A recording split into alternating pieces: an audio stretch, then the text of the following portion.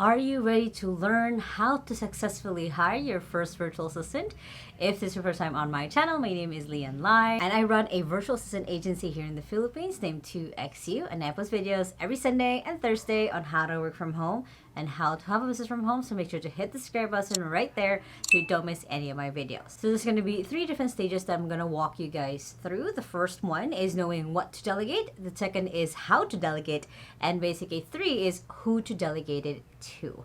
Now, on the first part of what to delegate, I have covered a lot of videos on also these main things, but to kind of sum it up, the main things that you want to look at when it comes to what to delegate is you want to look at tasks, you want to look at tools, and you want to look at outcomes. So what I mean by each, so I'll reverse basically and start with outcomes. So if you're thinking of outcomes, when it comes to outcome, basically when it comes to delegating, you're trying to think of what are the outcomes that are happening in my business right now that I want to give to someone else. So as a really good example, most of the time people will think, oh, social media tasks.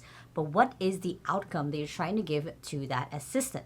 So as a really good example, it could be that the outcome is social media engagement, or it could just be social media content being put out. Basically, don't care about the engagement part as long as content is constantly being put out. So depending on the kind of business that you have, depending on your own goals, you want to first look at outcomes of what those could be, so it's easy for you to do the rest of the other steps. Other examples of outcomes could be making sure there's a clean email, or making sure that clients are responded to within 24 hours. So it depends, again, on what it is basically that they need to focus on, and then later on we'll go into tasks. So the next thing is, as you have your outcomes, you'll start going through your tools. So this is something that I've seen a lot of people make of, like, forgetting that they already have some of the tools that they would need to make this process easier for their virtual assistant to use.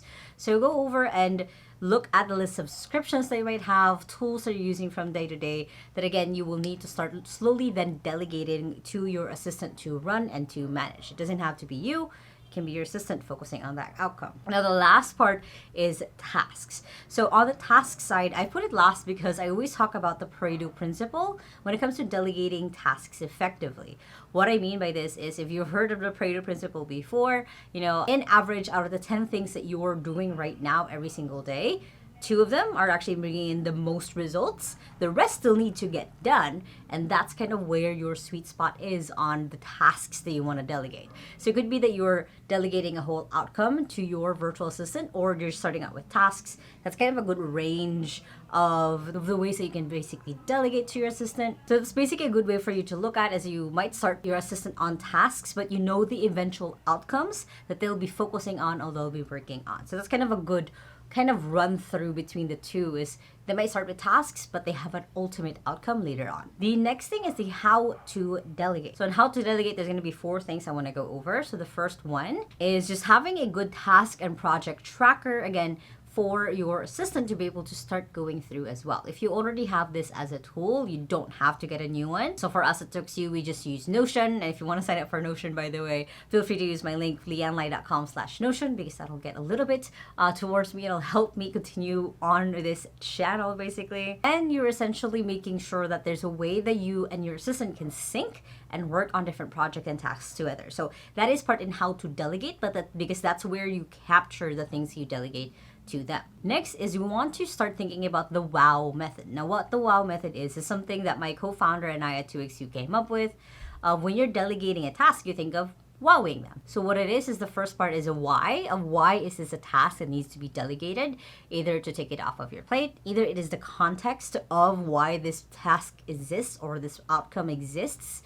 So again, depending on what that is, that's the first W. The second W is the outcome. What's the eventual outcome of this task? So again, going back to the importance of focusing on outcomes and then to tasks really helps.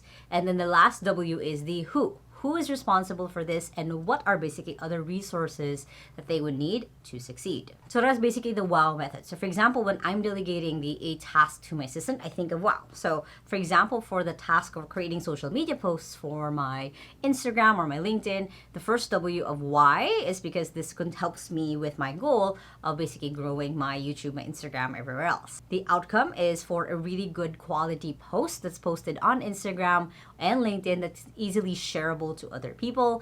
And the last W of who is her, my assistant, and the other who is basically using Canva and then scheduling it out with Facebook Meta. So those are the kind of the example basically of how you can use the WOW method. The next thing you need to keep in mind when it comes to knowing how to delegate is going through two different sources, but I love the two sources. So one of the books is basically called 1 Minute Manager by Ken Blanchard. It's a really good book on how to effectively give feedback, because when it comes to delegating, when it comes to the how of delegating, it's not just giving them a task, it's also being able to effectively give them feedback based on what they did. So it's not just the one-sided part of it, but completing the loop of delegating something is giving them effective feedback. So I found the 1 Minute Manager is such a good book on that, on how to give a really good praise and how to give a really good redirect. Now I'll link the links to the book below so you guys can grab it. And of course, again, that helps with this channel. Now, the second resource that I want you guys to look at is the 5 levels of delegation. Michael Hyatt, I believe. I'll put in the link to the article below. But it's basically just a good way to keep in mind that when you're delegating, there's going to be different levels depending on how often you've given this before, and also the skills base of your virtual assistant. So it'll just help more and more of like knowing like, okay, this type of task, I don't need to even give you a lot of instructions. I just need you to tell you the outcome.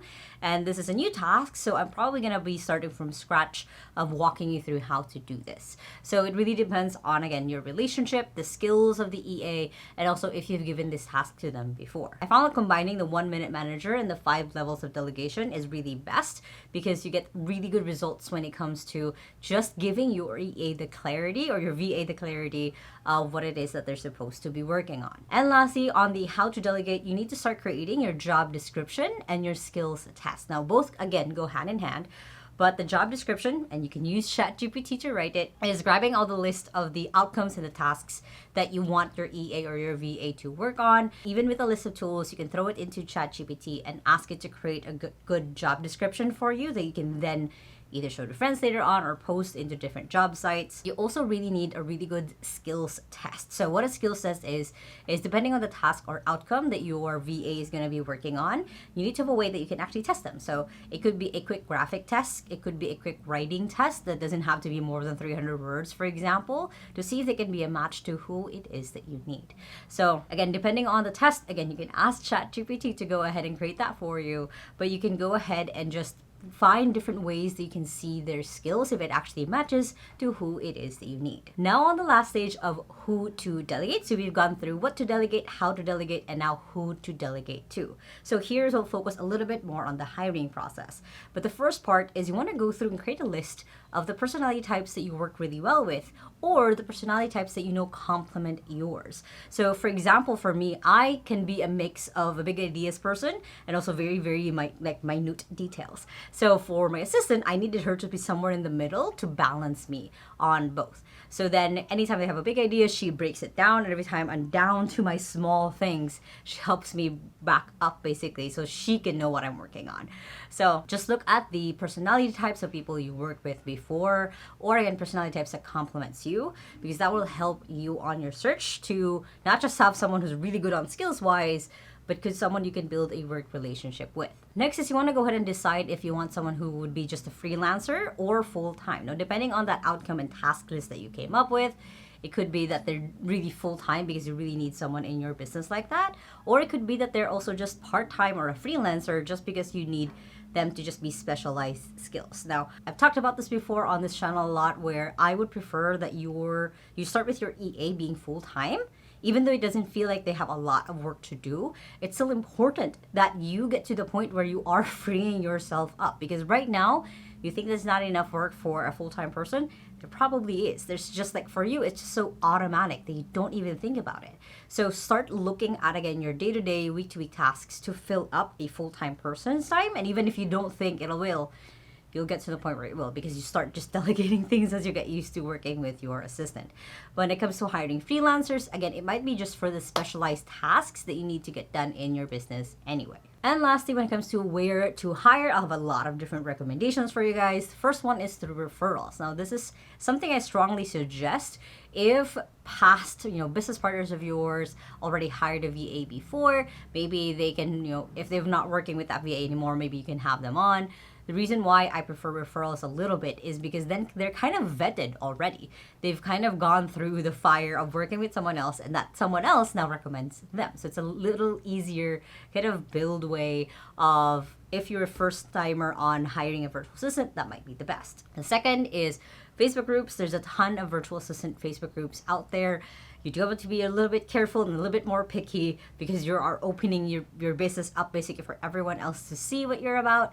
So that's just another way that we've also shared like our job openings into XU onto different Facebook groups, and it helps get people in. Third, of course, is if you just want to go into sites like onlinejobs.ph. For Filipino freelancers, there's Fiverr.com, there's Upwork, there's the usual like other sites that you can use to hire yourself an assistant. Again, you will have to do a lot of the vetting and making sure that the right person for you. Or, of course, you can work with us at 2XU. This is not too much of a sales pitch, or you can basically just find other virtual assistant agencies. There's a lot of really, really good ones out there. So for us at 2XU, we take care of the hiring, the filtering, the management of them, the training of your VA, and also training you on how to delegate better. And generally just taking care of the whole process all throughout. So depending on your ease level and also your level of being willing basically to invest into your assistant, those are your different options. Is referrals, Facebook groups or social media groups, just asking like, hey, who's this kind of VA? The third one is doing it yourself, of putting it on different job sites where you can start getting applications in, or working with virtual assistant agencies where we take care of all of that for you. Now, if you guys like this video, make sure to hit the thumbs up button right there and comment below what kind of assistant do you think you're looking for right off the bat.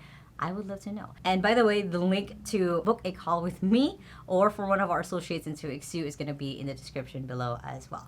And if you still haven't yet, make sure to hit the subscribe button right there so don't miss any of my videos every Sunday and Thursday on how to work from home and how to have a business from home, which you guys can check out those two playlists right here and the latest video right here. Hope you guys have an amazing day, and remember that small steps matters, and I'll see you in the next video. Bye!